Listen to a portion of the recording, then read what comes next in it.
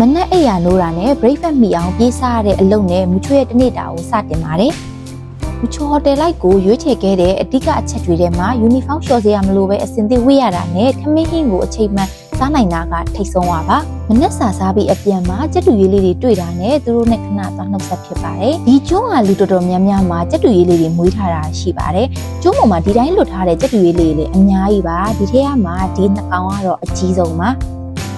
အရန်လဲချစ်ဖို့ကောင်းတယ်လို့အရန်လဲလူရင်တဲ့ကြက်တူရေးလေးတွေပါ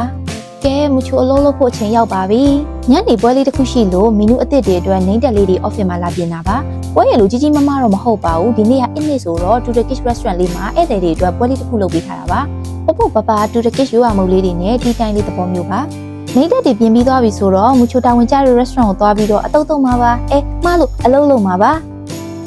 အခုကလို့စီစဉ်ပြန်စနေပြီဆိုတော့အရင်လိုအချိန်တိုင်း busy ဖြစ်မနေတော့ဘူးလေဆိုတော့မူချိုရဲ့ထုံးစံအတိုင်းအလုံနည်းနည်းလုံအတုံများများတုံမချိုတယောက်တည်းတုတ်တာအားမရလို့တငယ်ချင်းတွေပါခေါ်ပြီးတော့တူတူတုတ်ကြပါတယ်ဂျူတီချိန်ပြီးပြီဆိုတာနဲ့လောင်ထရီကိုအပြေးသွားပြီးညနေဝေးရမယ့်အဝတ်စားလေးကိုသွားယူမှာပါဒီတူတဲ့ kiss ရွေးဝတ်စုံလေးကအရင်တစ်ခေါက်လည်းမချိုပိုတိုရှုတစ်ခုမှဝတ်ဖို့တယ်လို့ဒီတစ်ခေါက်လည်းမချိုကိုရွေးပြီးတော့ဝတ်ခင်ပေးတဲ့အတွက်အရန်ကိုပျော်နေတာပါဒီတစ်ခေါက်ကတော့မူချိုတယောက်တည်းမဟုတ်ပါဘူးမူချိုနဲ့အတူတခြားတစ်ပတ်မှန်အကိုတယောက်ကလည်းတူရခိအမျိုးသားရိုးရာဝတ်စုံလေးကိုဝတ်ရပါတယ်လူကြီးတွေပြင်နာစင်နာနဲ့အလုပ်များနေချိန်မူချိုကဒီဘက်မှာပိုတိုရှူလေးတစ်ဖြက်အဲ့လိုအားကိုရတဲ့ဝန်ထမ်းလေးပါ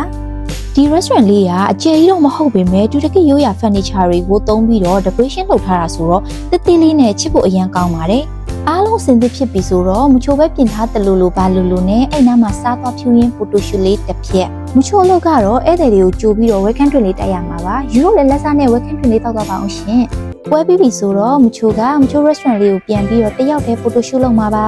ဒီနေ့မူချို restaurant လေးရဲ့ပိတ်ရက်ဆိုတော့မူချိုတယောက်တည်းအေးအေးဆေးဆေးတက်ပုံလေးဗီဒီယိုတွေအများကြီးလိုက်တာပါအရန်ဦးလာပါတယ်မျက်စိတဆုံးကောင်းကင်နဲ့ပင်လယ်ကြီးကိုတစ်ချိန်ထဲမှာမြင်ခွင့်ရှိတဲ့ motif မှာမချို့ကိုလှုပ်လာလုပ်ခွင့်ပေးတဲ့အတွက်တန်တရားကိုတကယ်ပဲကျေးဇူးတင်မိပါတယ်။ဒါကတော့မချိုရိုက်ခဲ့တဲ့ဗီဒီယိုလေးတွေပါ။အေးစစ်စစ်ထိုင်ရင်ဆန်းဆက်လဲကြည့်ခဲ့ပါသေးတယ်။မချိုရဲ့ blog လေးကိုအဆုံးထိကြည့်ပေးလို့ကျေးဇူးပါ။နောက်ထပ် blog လေးဒီမှာပြန်တွေ့မယ်။ Bye bye